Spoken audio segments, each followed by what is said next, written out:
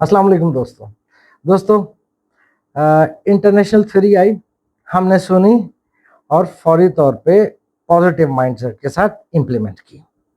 Result claimed result के करीब तरीन भी नहीं है। मामला कहाँ खराब होता है? क्या थ्योरी गलत है?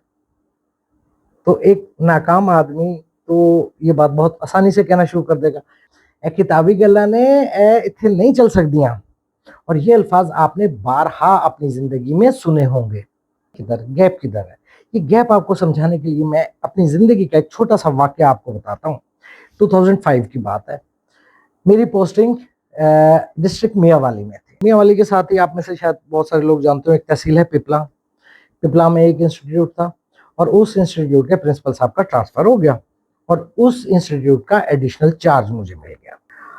अब 8-10 महीने मैंने इस एडमिन अकाउंट्स ऑफिसर के साथ काम किया और पॉजिटिव बंदा, बहुत मेहनती लड़का था वो।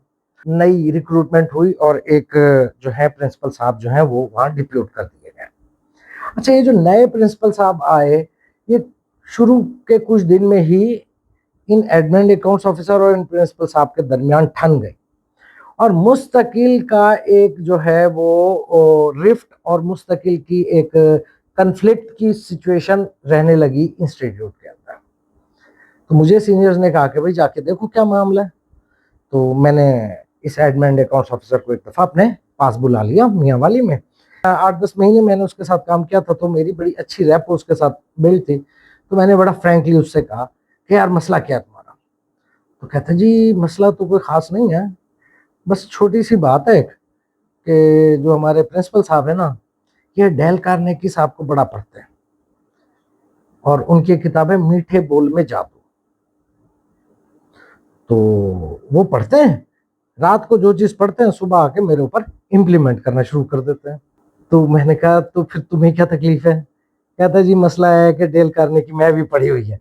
अब मामला ये है कि क्या डेल कार्नेगी साहब की थ्योरीज गलत थी जो उन्होंने उस किताब में लिखी? मामला क्या था?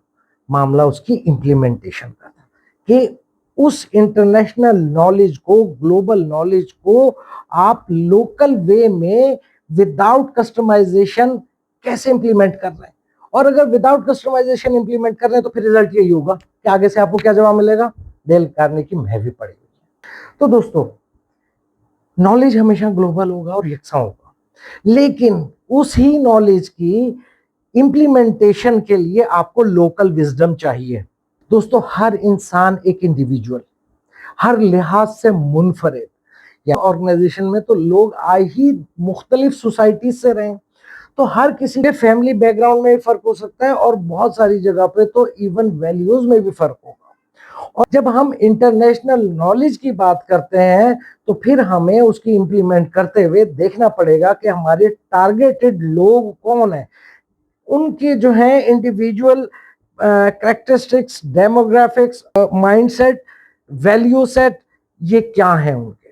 जब हम इन इंटरनेशनल थ्योरीज को कस्टमाइज करेंगे according to the targeted audience तो ही हम फ्रूटफुल रिजल्ट्स हासिल कर सकें। अदरवाइज क्या रिजल्ट होगा अल्टीमेट? या हम ये बात कह रहे होंगे कि सारी किताबी गल्ला ने, वो कोलीग जिसके लिए हम ये सब काम कर रहे हैं वो कह रहा होगा डेल कार्नेगी मैं भी पढ़ी है।